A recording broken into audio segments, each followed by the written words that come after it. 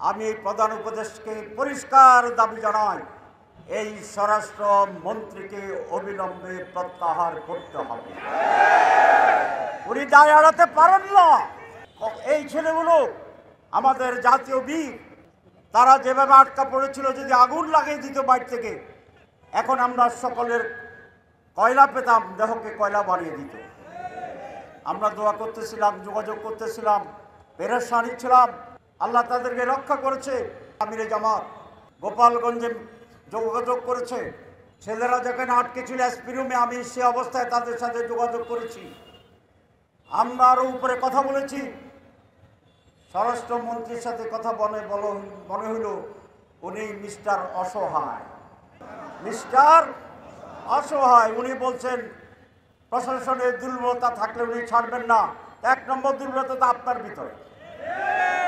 আসসালামু আলাইকুম রহমতুল্লাহ। গতকাল গোপালগঞ্জে কি হয়েছে এটা ইতিমধ্যে আপনারা জানেন। আমাদের নেতৃবৃন্দ সেটা বলেছেন, আমি সেই ঘটনা নিয়ে দেখেন। বাংলাদেশের মানুষ শঙ্কিত নয়, উদ্বিগ্ন। যদি আমরা শঙ্কিত হইতাম আজকে কিন্তু আপনার এখানে ভয় আসতেন না। কি বলেন? আমরা কি উদ্বিগ্ন? আমরা প্রতিবাদী, আমরা সংক্ষুব্ধ। 5 আগস্টের পরে বাংলাদেশে একটা বিশাল অর্জন হয়েছে। সেটা হচ্ছে মানুষের ভিতরে অন্যায়ের বিরুদ্ধে, জুলুমের বিরুদ্ধে প্রত্যেকের হৃদয়ের ভিতরে একটি প্রতিবাদ তৈরি হয়েছে। যখন এই সময় হয় তখন এই প্রতিবাদী চেতনা রাজপথকে উত্তেজিত করে, রাজপথকে প্রতিবাদে মুখরিত করে। আমরা দেখেছি এক শান্ত পরিবেশ ছিল, হঠাৎ করে একটি বক্তব্য ভারতের মাটিতে কোনো এক ব্যক্তির সকল মানুষকে 32 নম্বরের দিকে ধাবিত করেছিল। আজকে হঠাৎ যে উত্তেজনা, গত 3-4 দিন ধরে হঠাৎ দেশ গরম হয়ে গেছে, ঠিক কিনা? এটা শুরু হয়েছে মিটফোর্ড হাসপাতাল থেকে, তার ফ্রন্ট থেকে। আজকে রাস্তায় 2টো স্লোগান। কয়েকদিন আগে একইভাবে 3টি দলকে টার্গেট করে স্লোগান দেওয়া হয়েছিল। আজকের সারা বাংলায় একটি স্লোগান হওয়ার কথা, সেইটি ফ্যাসিবাদ, পুঁজিবাদ, স্বৈরতন্ত্র এবং পরাজিত নিষিদ্ধ ঘোষিত গতকালের হামলাকারীদেরকে গ্রেপ্তার এবং শাস্তি দেওয়ার দাবি। কিন্তু রাজপথে আবার একটি মিছিল থেকে স্লোগান আসছে জামাত ইসলামীর বিরুদ্ধে। কালকে কি জামাত হামলা করেছে? মানুষকে আজ জামাতের বিরুদ্ধে সোচ্চার না, গোপালগঞ্জের বিরুদ্ধে সোচ্চার। আওয়ামী লীগ সেখানে আঘাত করেছে প্রকাশ্যে। আজ প্রশ্ন জাগে, সেই হামলায় প্রশাসনের ভূমিকা অলরেডি বলেছেন। তার পরের দিনের আজকের জামাতের বিরোধী স্লোগান, আমাদের মনের ভিতরে এই প্রশ্ন তৈরি হয়েছে, কালকের ঘটনার আরো গভীরে যেতে হবে। কালকের ঘটনার উৎস শুধুমাত্র কতিপয় ছাত্রলীগের সশস্ত্র গোষ্ঠী একটা হামলা চালিয়েছে, তাৎক্ষণিকভাবে হালকাভাবে, এটা ভাবার কোনো কারণ নাই। কারণ তারা এটা জানে যে গতকালকেই কিয়ামত হয়ে যাবে না। তারা এটা জানে তাদের অকর্ম সাময়িকভাবে তারা বিজয় হলেও পর থেকে তাদের উপরে এর প্রতিবাদে, প্রতিরোধে, শাস্তিতে কি ধরনের একটা ভয়ঙ্কর স্টিম রোলার চলবে এটা তারা জানে। তাহলে ইমোশনের ভিত্তিতে একটি প্রতিবাদ করার জন্য এই প্রতিবাদ সংগঠিত হয়েছে। আমরা এটা মনে করি না। তার লেজের গভীরতা খুঁজে বের করার জন্য আমি সরকারকে আহ্বান জানাচ্ছি।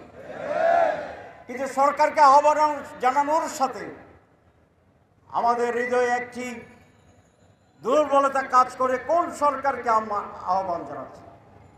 যে সরকার এই ছাত্রদের রক্তের উপর দাঁড়িয়ে গঠিত হয়েছে, যেই সরকার আগস্টের শহীদদের সেই দেহের পাঠাতনের উপরে দাঁড়িয়ে আছে, যেই সরকার 15 বছরের মানুষের নির্যাতন, নিষ্পেষণ, বঞ্চনা, হত্যা, জীবন ত্যাগের শাহাদাত এবং ঘরে ঘরে মানুষের যে দুঃশাসন ছিল সেটি হজম করার শক্ত মানুষগুলার ত্যাগের সেই ভিত্তিভূমিতে তারা দাঁড়িয়েছে, কিন্তু তারা অত্যন্ত দুর্বল মনে হয়েছে। আমার 3টে জিনিস মনে হয়েছে, এই সরকার খুব দুর্বল। 2, এই সরকার সিদ্ধান্ত নিতে পারে না। 3, এই সরকারের সাথে আরো কারো যোগ সংযোগে থাকতে পারে।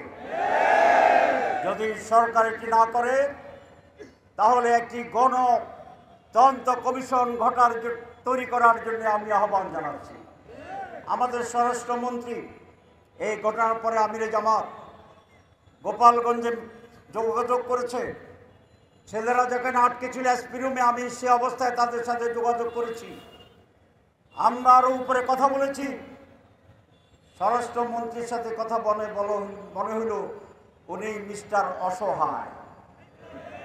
উনি কি মিস্টার অসহায়? উনি বলছেন প্রশাসনের দুর্বলতা থাকলে উনি ছাড়বেন না।